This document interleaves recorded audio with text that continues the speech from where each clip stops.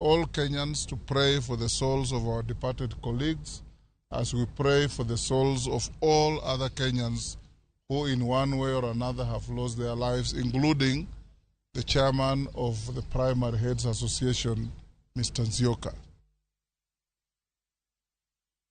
Duol mochung' ne keyo yedhe pacho ka KEMSA bandho piny owacho ma counties na pacho ka omenda maromo siling bilion 3.5.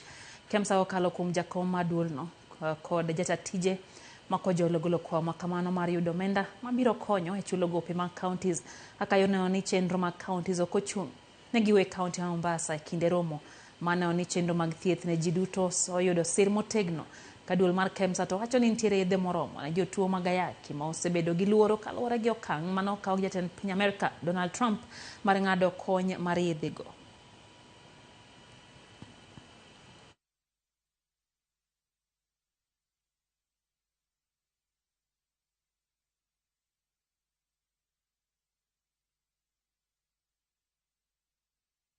Of course, there are issues that are on our way, issues of long outstanding debts by counties and other stakeholders that we do business with. We are in talking terms with them, and governors and the management of counties. We're really in talking terms to have these debts settled as soon as possible through very, very proactive measures, making use of the prevailing laws that have been enacted around the Facility Improvement Fund. We play a very, very critical role kwa hiyo program ya Shisha kufaulu. Na nataka kueleza wa Kenya ya kwamba sisi kama KEMSA tumejitayarisha, tuko tayari kuplay our role kuhakikisha ya kwamba madawa zinapatikana katika nchi yetu. Gaima doho pacho ka Martha Koome okone gi dhi nyime kod loso chenro mowinjore mabiro miyo gi rakore gi weche mag mibadhi. To chuthe do ma pacho kano lose romo mano kelo kanyakla jogo mantiere sekta mar doho. Koome kone gi duto nyaka koro giwuog oko mar gayo weche mag mibadhi. Siro bila matimo nonro kaachiel kod rango ratich joneno e buche ma pacho ka. Waleo ne giseyango fuok kod rode mosebedo karocho wach kedo gi mibadhi e doho kendo gichiegni tieko report magibiro sidanga kendo kete tem dwe mar adek higani. Corruption at all costs in all our institutions. We have to support the investigating arm. We have also to protect the witnesses who owned very crucial evidence that will enable our institutions deal with issues of corruption firmly. We have to prosecute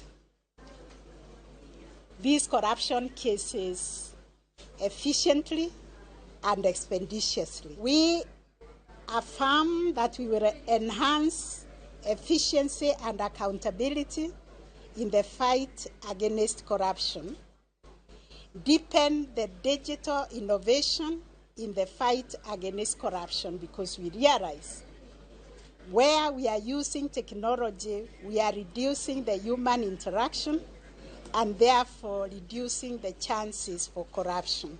But in all this, we will need the cooperation of the members of public who should say no to corruption. Kapodwa ni doho atinya county ya Migori kama doma Migori dhi nyime kod tiego ruodhi kod jolupgi e weche mag chike to ahinya chike matayo weche mag law miloko mabende gin moko kuom buche mopong'o doma Migori.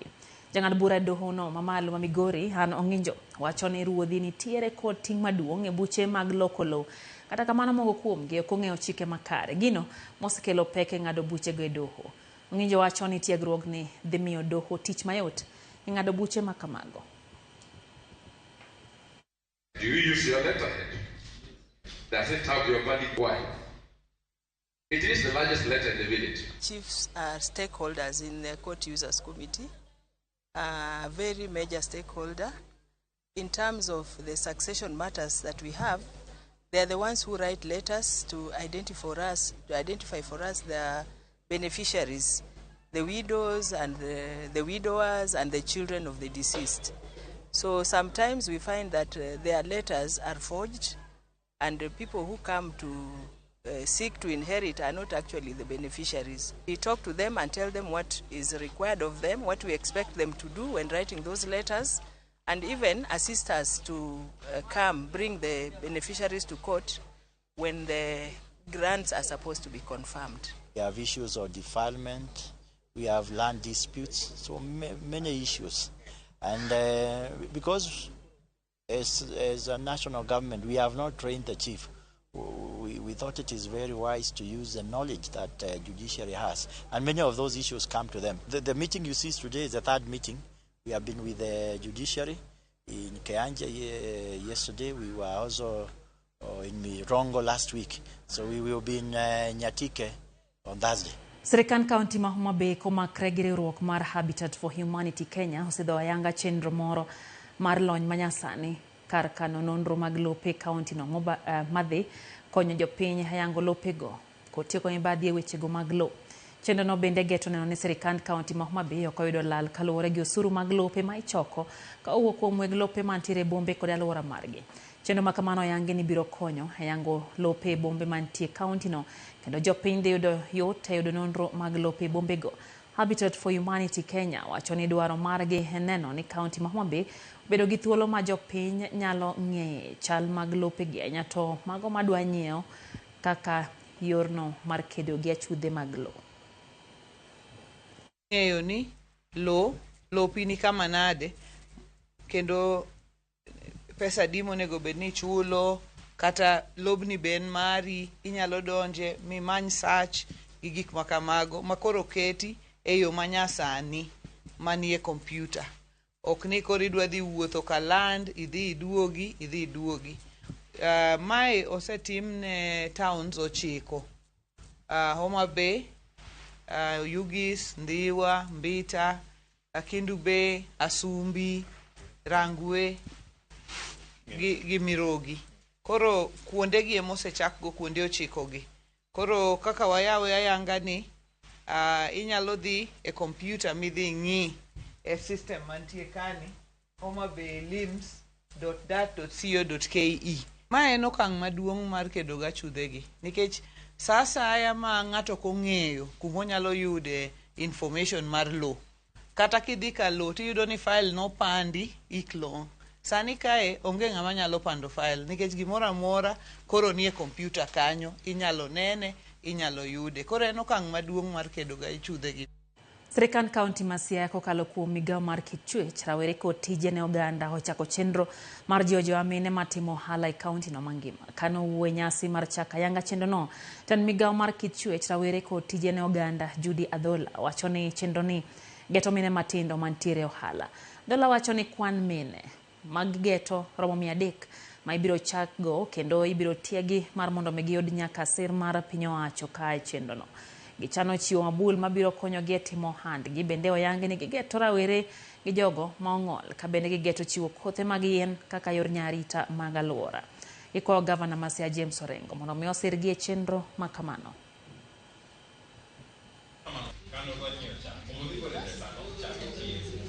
To chuny dala en mana miyo emomiyo wachako gi mine. Pesa mar ohala to nitie. En mana ni jowa ok ong'eyo kaka ginya yudo pesani gi kaka ginya tiyo gi pesani. Emomiyo waketo puonjni mondo ochopne mine matimo ohala.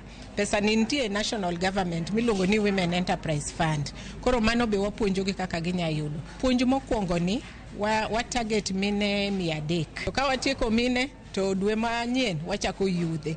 To dwe mar 3 no kendo watimo joma nigi ng'ol. Biashara ma watimo tin, pesa mwaloko godo ohala tin. Koro wakwayo ni kanyalore kadwa yud yo onyiswa ni nitie kaka wanyalo dhi holo. Oganda moko luoro dhi e bank nikech paro pecho ni jo bank pecho. Koro wakwayo gavana ni orie bade kanyalo chopo kuomwa kaka mine mondo medwa gimoro wachor kodo biashara magwa ma wan godo. Gwen ko kel gima thago ahinya en chiemb gwen feeds. To kose yudo feeds bo jek to wang'en wabro dhi mbele maber. Kendo nakwayo ni mondo med rango kata yudhewa onge tich. Makoro kapo ni yudhewa nyalo yudo kata biashara no en tich. To yudhewa koro biro bet ka giyudo gima gitimo. Yudhe odonje timo moko maricho nikech gin idol.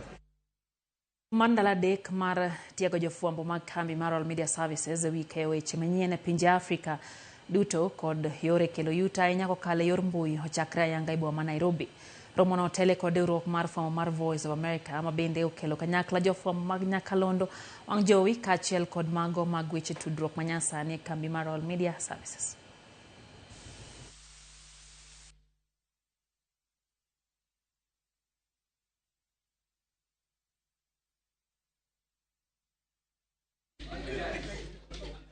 Where will you be in terms of mini tea break in the next afternoon? Okay, so 3 breaks.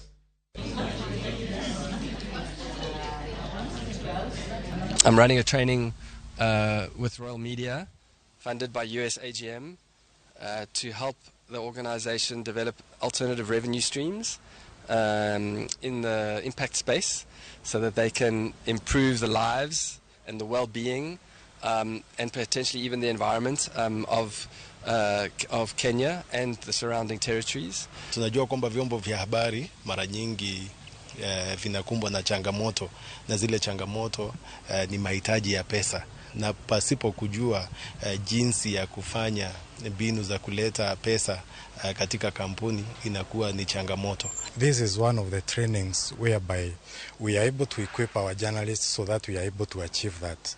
And I want to say we are really grateful to VOA for being very good partners for us over the years and offering to partner with us in these trainings to make sure that our journalists are better each and every day.